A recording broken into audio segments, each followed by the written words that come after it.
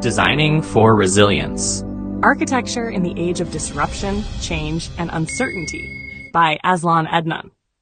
We live in a time of growing economic precarity, demographic shift, environmental strain, and rising energy costs. An age defined not by predictability and progress, but by disruption, change, and uncertainty. The very premises upon which modern architecture has traditionally relied, stability of resources, reliable energy inputs, predictable user profiles, and long-term economic security, are now being questioned.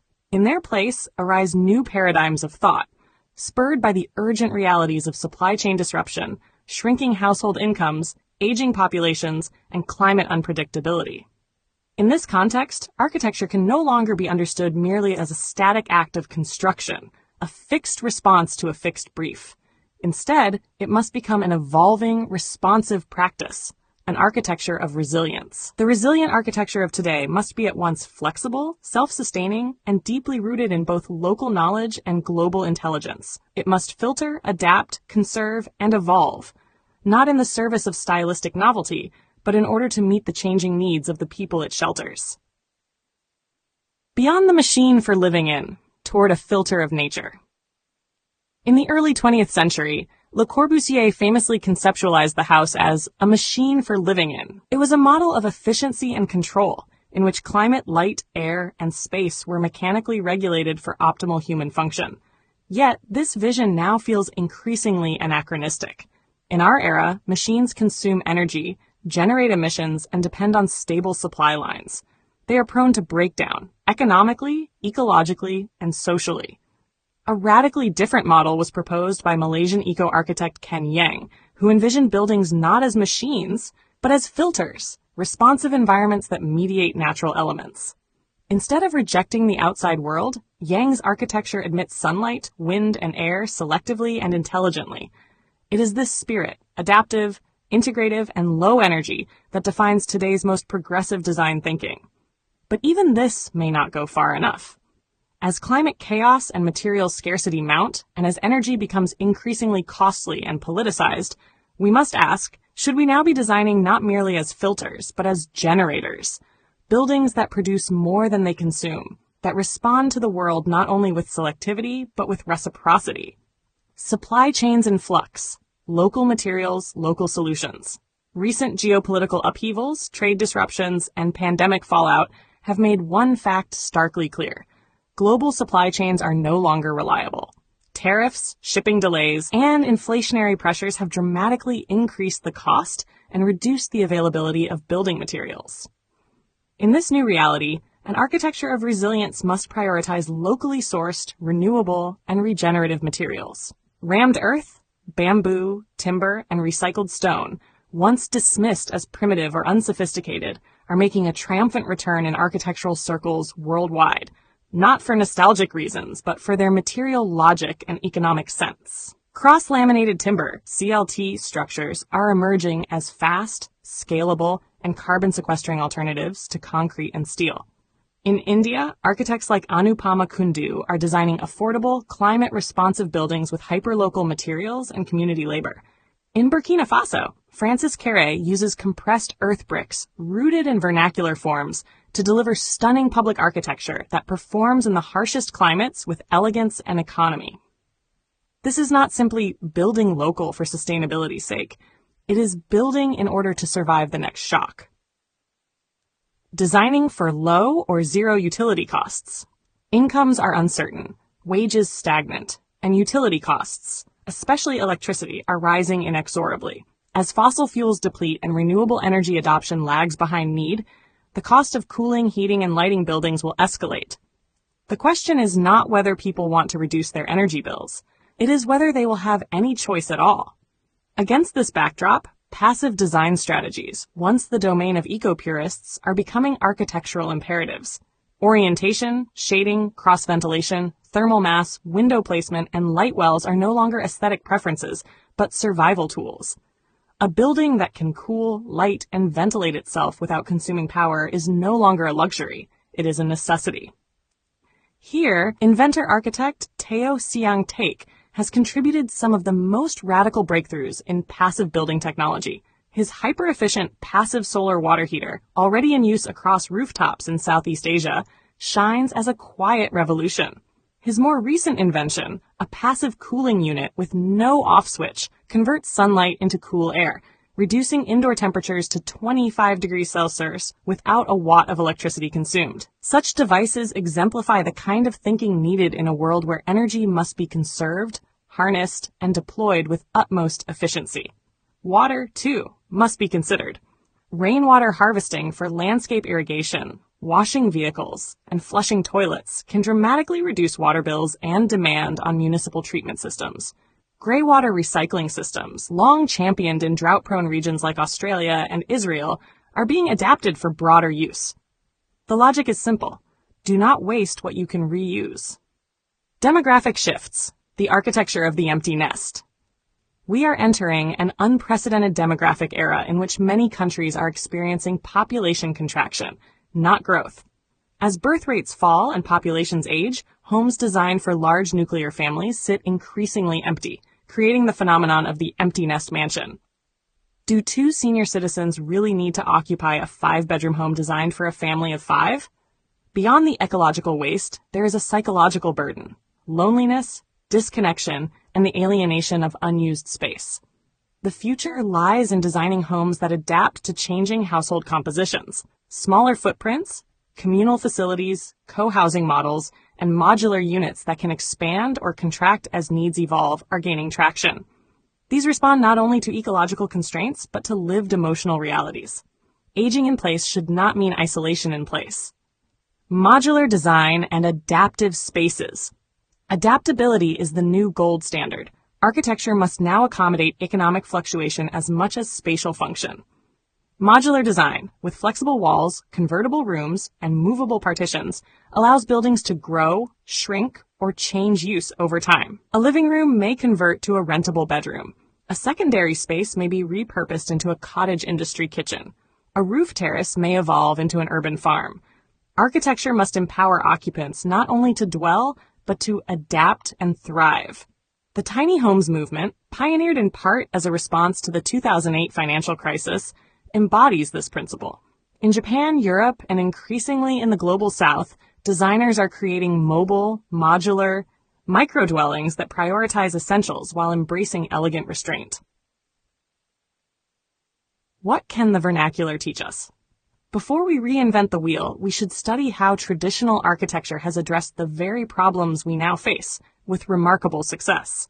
Vernacular architecture is the distilled wisdom of generations facing environmental constraint. The Malay kampong house, for example, uses stilts, elevated timber flooring, and wide eaves to ventilate and cool naturally. Wind catchers in Iran, adobe compounds in Mali, riads in Morocco, and courtyards in Chinese Siheyuan all offer climatically responsive design long before air conditioning or reinforced concrete. Jimmy C.S. Lim, another Aga Khan award-winning Malaysian architect, has argued for the contemporary relevance of the vernacular, not as nostalgic mimicry, but as principled evolution. In the kampong house, we find sustainability, flexibility, cultural continuity, and community logic. The challenge is not to replicate it, but to interpret it anew for the postmodern world. A paragraph or two on vernacular architecture may whet the reader's appetite, but this conversation deserves an article of its own. In time, we will explore it fully in Rethinking the Vernacular, the Kampong House Comes of Age. Toward an architecture of the possible. In The Age of Unreason and The Empty Raincoat, Charles Handy wrote of discontinuity, uncertainty, and the necessity of redefining our lives outside old institutional certainties. In architecture, too, we must now think in terms of portfolios, not just of careers, but of purposes, forms, and responses. Buckminster Fuller once called on designers to create livingry, not weaponry, tools that support life, not destroy it. In Critical Path, he laid out a blueprint for doing more with less, and for embracing the synergy of technology and ecology. This is where architecture must now go, beyond shelter, beyond aesthetics, beyond ego. It must become a dynamic, evolving, and ethical response to a fragile world, rooted in resilience, inspired by possibility, and guided by the moral imperative to build better. In a time of breakdown and breakthrough, the resilient building is not just a structure, it is a stance. Designing for Resilience, Architecture in the Age of Disruption, Change and Uncertainty. References. 1 Handy, Charles. The Age of Unreason. Harvard Business Review Press, 1991. 2 Handy, Charles. The Empty Raincoat, Making Sense of the Future. Hutchinson, 1994. 3. Yang Ken. Eco-Design, A Manual for Ecological Design. Wiley Academy, 2006. 4 Yang Ken. The Green Skyscraper, The Basis for Designing Sustainable Intensive Buildings. Praestel, 1999. 5. Alexander, Christopher et al. A Pattern Language, Towns, Buildings, Construction. Oxford University Press, 1977. 6. Lim, Jimmy C.S., Vernacular Architecture and Cultural Continuity. Journal of the Malaysian Institute of Architects, Vol. 7, 2010. 7. Oliver, Paul, Encyclopedia of Vernacular Architecture of the World. Cambridge University Press, 1997. 8. Rudofsky, Bernard. Architecture Without Architects, A Short Introduction to Non-Pedigreed Architecture. Museum of Modern Art, 1964. 9. Rappaport, Amos. House Form and Culture. Prentice Hall, 1969. 10. Koolhaas, Rem. Elements of Architecture. Harvard Graduate School of Design and Taschen, 2014. 11. Martyr Michael, Plant Thinking, A Philosophy of Vegetal Life. Columbia University Press, 2013. 12. Casey Edward S., The Fate of Place, A Philosophical History. University of California Press, 1998. 13. Vale, Brenda and Robert Vale. Green Architecture, Design for a Sustainable Future. Thames and Hudson, 1991. 14. Teo Siang Take, Patent and Technical Specification Sheets for Passive Solar Water Heater and Passive Cooling Device. Private Communication, Unpublished Technical Data. 15. United Nations, World Population Prospects 2022.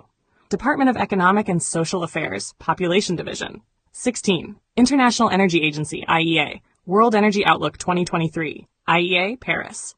17. Klein Naomi, This Changes Everything, Capitalism versus the Climate, Alan Lane 2014.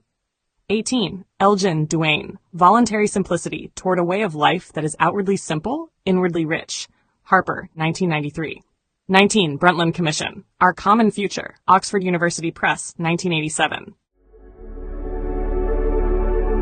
A heartfelt light. To every soul whose hand did give, you've helped me dream, helped me live. In darkest hours your light came through, with hearts so kind, so pure, so true.